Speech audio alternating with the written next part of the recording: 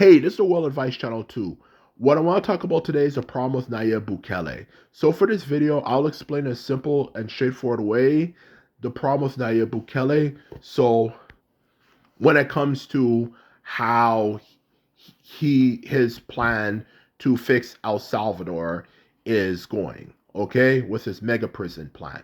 So now I mention that, let's get started. So when it comes to the problem with Nayib Bukele, what exactly is the problem with Nayib Bukele when it comes to his mega prison plan? Well, the simple answer to that question is it comes down to the fact that the problem with him, his way of doing things, is that his ideology of not understanding the most important thing when it comes to punishment is that you have to learn how to put, make sure, or I should say for that matter, remember that the punishment has to fit the crime.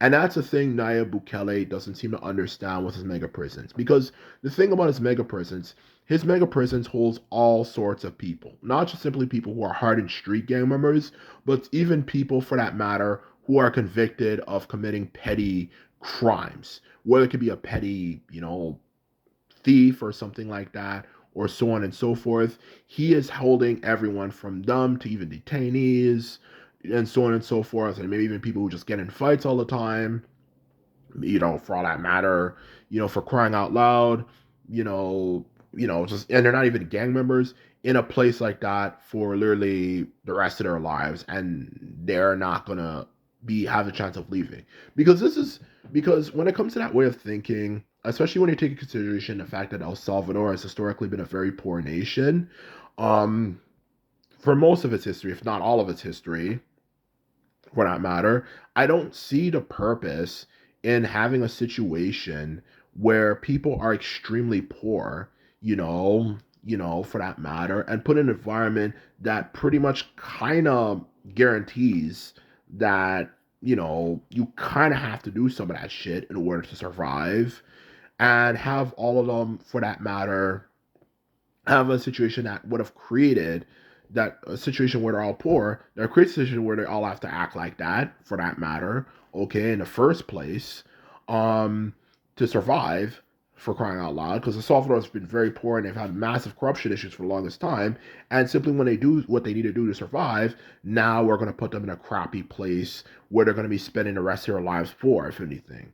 So I don't see the purpose in that, okay? I don't see the purpose in that, especially when not all of them are hardened gang members. And this is the problem with um rough and tough you know not put the criminal in the cell, lock the door and throw away the key mentality that a lot of people have. Is that you have to understand, for a civilized society to survive in the 21st century, we need to realize one of the most important things, aside from, of course, having a good justice system, no surprise, because that's what I'm talking about here, is that we need to understand how to put things in perspective.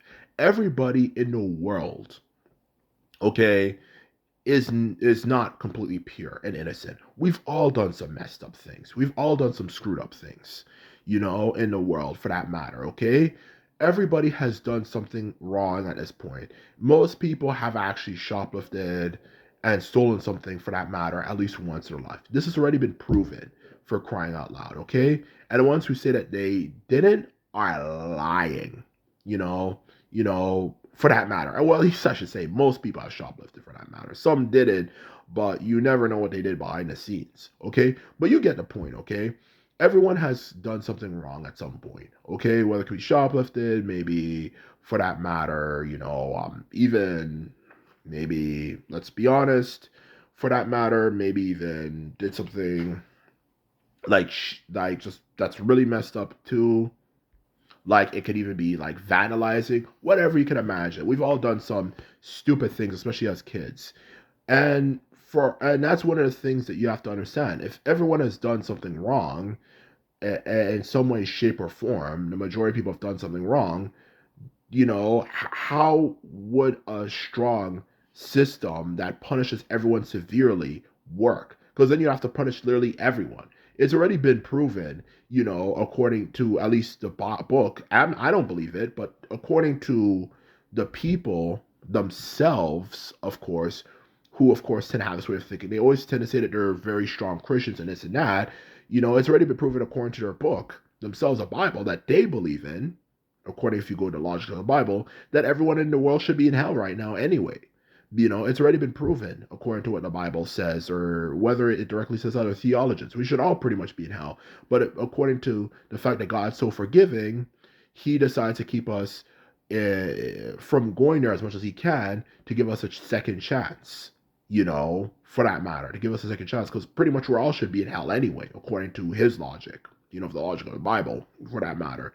So when you have people who have that, when you have that way of that information being put out there, according to people who at least believe that stuff, then what gives them the right to judge people and have people be so severely punished in such a ridiculous way? It's already been proven that most people who have actually been in situations, who are in situations like that for that matter, where they're very, very, very poor, if they're actually in middle class situations, especially in a middle class upbringing, wouldn't do that. And that's the thing I want to ask people, okay, when it comes to people who are hardened criminals. If you were to grow up in an environment where you actually had good parents, a clean environment, for that matter, there's enough food to go around and this and that, would you have been doing the things that you're doing? Okay. It's like comparing, for example, Compton, LA to maybe, maybe like, for example, Beverly Hills, for that matter. Okay, and not just Beverly Hills for that matter, just any place in the world you go where it's a middle class neighborhood, and there's a bunch of black middle class neighborhoods in America. Why don't you hear about them doing the same things that people in Compton, LA do? Okay, there's a difference between some goofy kid who's going through a phase and wants to impress his friends, who's trying to act hood, versus an environment where everyone is acting ghetto and hood. Why don't you hear about that? And let alone for not just the black community, but for any community for that matter in general in America.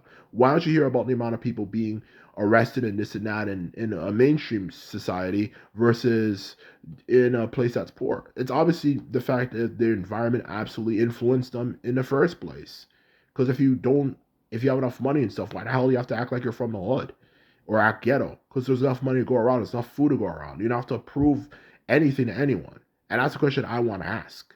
And in the ghetto, they actually despise people who come from good backgrounds and act like they're hood. Because what's the point? Is their way of thinking, which makes perfect sense, And that's a problem with way of thinking in general. Whether it could be related to, of course, America, with what I said about the ghetto versus places that are middle class neighborhoods, or anywhere else in the world. You have to put situations into perspective for that matter. Okay, because people are a product of their environment. Absolutely no ifs, ands, or buts. And when it comes to, of course, how this directly, of course, relates to, of course, black people, and for that matter, which gets me so agitated about Nayib Bukele, is the fact that he's trying to have black people from America, who obviously, absolutely, when you look at the history of America, they've done everything to destroy us and destroy our community, to be more exact. And they might have not destroyed us, but they've definitely destroyed our community for that matter. It's already been proven, the fact that, people like, you know, people like Ronald Reagan and all those people kind of helped, kind of create the war on drugs in order to destroy the black community. It's been proven. There has been documentation, and even in the case of like Richard Nixon, even voice recordings to prove that they just have made it their life mission to destroy the black community. So when you have situations like that, why the hell should we have black people from America, where the system has done everything to make sure that they can destroy us, be put to this El Salvador prison where they're not going to leave? It's so stupid and silly for that matter. And that's simply the truth of the matter. So in conclusion, when it comes to this idea of putting people in this prison, or this idea of holding people against their will for the rest of their lives, the simple truth of the matter is Nayib Bukele's prison idea is a horrible idea and a necessary idea. I'm not saying he doesn't have the right to create mega prisons, but you have to have a fair trial. You have to have a fair process for that matter in order to make sure that, of course, you don't put everyone in that place for the rest of their lives. Because there is something known as putting situations in perspective. There's a difference between how bad it is to steal things from people versus obviously murdering people. So the simple truth of the matter is Nayib Bukele, a prison idea is terrible, and it's just being used as a pawn, by Donald Trump who has already made it kind of clear pretty much he doesn't like Latinos anyway, which makes it makes anyone who has some legitimate respect for him look kind of goofy for that matter, for crying out loud, okay? You know, especially ones who are Latino for that matter, of course. So the truth of the matter is Nayib Bukele's prisons are a horrible idea, and it says a lot about him as a person. And in short, they should at least do a better process of it, if not close them down, because this is just ridiculous, because the system does set people up. So anyway, this is my video off to say that I hope you enjoyed it. And just remember, if you like this video and videos like this, remember to thumbs this video up, hit the subscribe button, and this is all I have to say. And simply put, I'm out. So bye.